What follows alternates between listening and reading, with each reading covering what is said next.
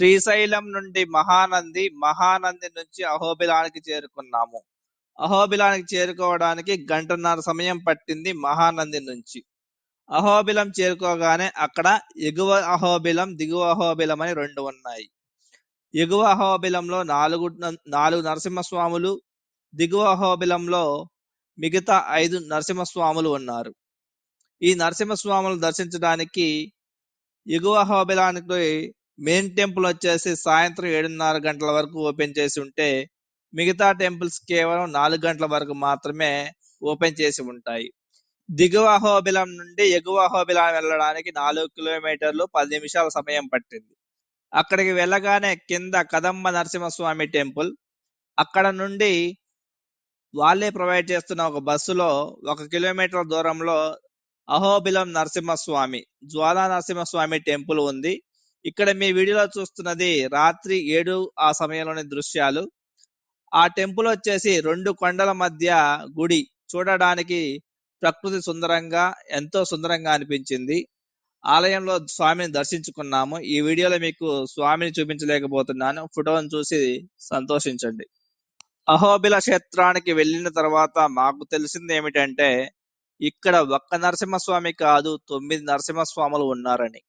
అహోబిల నరసింహస్వామి, వరాహ నరసింహస్వామి, జ్వాల నరసింహస్వామి, యోగానంద నరసింహస్వామి, మలోల నరసింహస్వామి, ఛత్రవత నరసింహస్వామి, పవన నరసింహస్వామి, భార్గవ నరసింహస్వామి, కరంజ నరసింహస్వామి, ఇలా 9 నరసింహస్వాములు ఉన్నారని తెలిసారు. ఇక తెలిసాక ఊరుకుంటామా? అక్కడే నైట్ బస చేసి మార్నింగ్ ఈ 9 నరసింహస్వాములు చూద్దామని బయలుదేరాము. ఎక్కడ చూసినా గైడ్స్, మేము చూపిస్తాం, మీరు తప్పిపోతారని చెప్పడం జరిగింది. అయితే మేము గైడ్ లేకుండా వెళ్ళడం జరిగింది. ఆ ప్రయాణం చాలా ఆహ్లాదభరితంగా, ట్రెక్కింగ్ చేస్తున్నంత హాయిని కలిగించింది. ఎక్కడ కూడా కన్ఫ్యూజ్ అవ్వడానికి ఛాన్స్ లేదు. ఎందుకంటే ప్రతి చోట మ్యాప్స్ బోర్డ్స్ పెట్టబడ్డాయి. ప్రస్తుతం మీరు ఇక్కడ చూస్తున్నది ఎగువ అహోబిలం నరసింహస్వామి, మార్చి 9, 2024 రాత్రి 7 గంటల ఆ సమయం.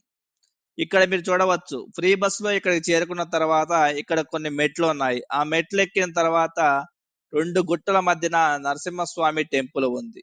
నరసింహస్వామిని దర్శించుకున్న తర్వాత నాకు తెలిసింది ఏంటంటే, ఇక్కడ మొత్తం 4 నరసింహస్వాములు ఉన్నారని. అయితే రాత్రి సమయం కాబట్టి ప్రవేశం లేదు, కేవలం 4 గంటల వరకు మాత్రమే సమయం.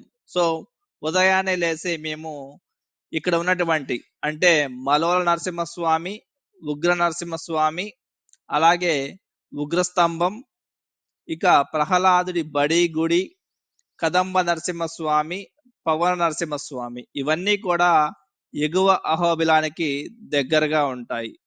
పవన నరసింహస్వామిని చూడడానికి వెహికల్స్ అందుబాటులో ఉంటాయి. వెహికల్స్ దెబ్బతినే ఛాన్సెస్ ఉన్నాయి.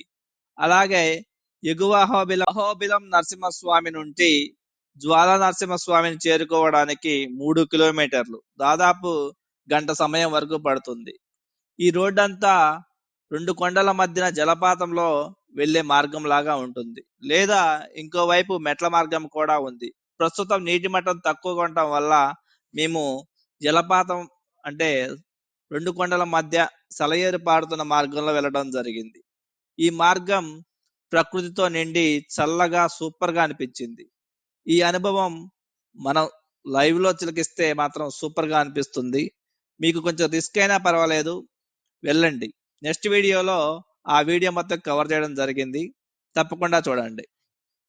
ఇలాంటి మరిన్ని వీడియోస్ కోసం మన ఛానల్ లైక్ చేయండి, షేర్ చేయండి, సబ్స్క్రైబ్ చేయండి. ఈ అహోబిలంలో మేము ఎన్ని నరసింహులను దర్శించాము, అలాగే ఎక్కడెక్కడ ఏ నరసింహస్వామి ఉందనేది క్లియర్ గా చెప్పడం జరిగింది. అన్ని వీడియోలు తప్పకుండా చూడండి. Subscribe now and press the bell icon. Never miss an update.